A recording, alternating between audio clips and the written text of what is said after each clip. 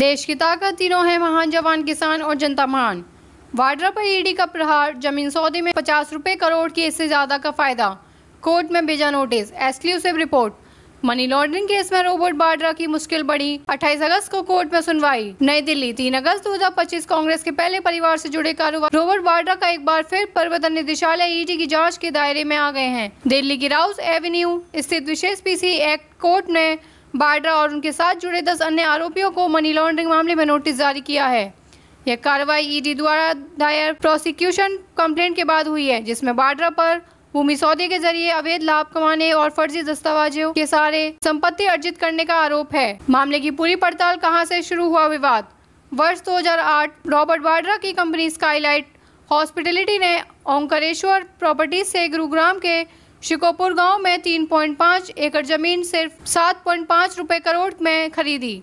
ED का दावा है कि यह सौदा फर्जी दस्तावेजों और भूमि दाखिल खारिज की धांधली के जरिए पूरा किया गया। जमीन को स्काईलाइट से सिर्फ 24 घंटे में वाड्रा के नाम ट्रांसफर कर दिया गया। तात्कालिक भूपेंद्र सिंह हुड्डा के नेतृत्व वाली कांग्रेस सरकार ने जमीन को कमर्शियल यूज के लिए मंजूरी दी, जिसे एजेंसी ने सतासीन मिलीभगत कहा है। जमीन से मुनाफा कैसे हुआ। 2012 में स्काईलाइट ने वही जमीन रियल असेस्ट कंपनी डीएलएफ को 58 रुपए करोड़ में बेच दी। यह डील वाड्रा को 50 रुपए करोड़ से ज्यादा का प्रत्यक्ष लाभ देती है।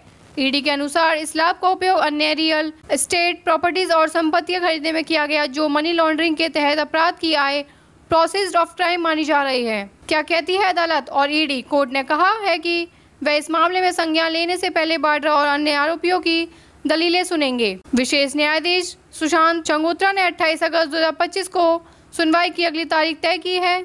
ईडी की ओर से पेश हुए वकील जोहेर हुसैन और एनके मट्टा ने कहा कि वाड्रा ने सत्ता और पद का दुरुपयोग कर अवैध संपत्ति अर्जित की, जो पीएमएलए के अंतर्गत संगीन अपराध है। राजनीतिक हलचल तेज, कांग्रेस और बीजेपी आमने सामने। बीजेपी इस मुद्दे को कांग्रेस की भ्रष्ट राजनीति का प्रतीक बताकर उठा रही है। कांग्रेस प्रवक्ता ने प्रतिक्रिया देते हुए कहा, यह एक पुरानी फाइल को सिर्फ राजनीतिक बदले की भावना से खोला जा रहा है। क्या हो सकता है असर। अगर कोर्ट ईडी की शिकायत पर संज्ञान लेती है तो वाड्रा के खिलाफ चार्ज फ्रेमिंग की प्रक्रिया शुरू हो सकती है। इससे पहले भी वाड्रा पर लंदन में संपत्ति खरीद, बीकानेर जमीन घोटाला और कई अन्य केसों में ईडी पूछताछ कर चुकी है, लेकिन ये मामला सबसे ठोस आर्थिक लाभ और सरकारी मिलीभगत के आरोपों को लेकर सबसे बड़ा माना जा रहा है। निष्कर्ष, रॉबर्ट वाड्रा की कानूनी और राजनीतिक चुनौतियां अब फिर चरम पर हैं।